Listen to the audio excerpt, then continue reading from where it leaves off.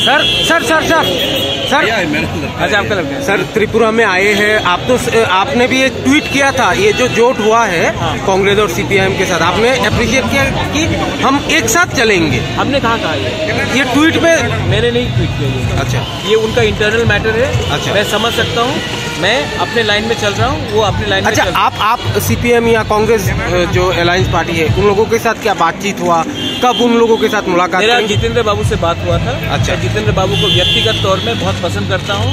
मैं राहुल गांधी को भी पर्सनली बहुत पसंद करता हूँ।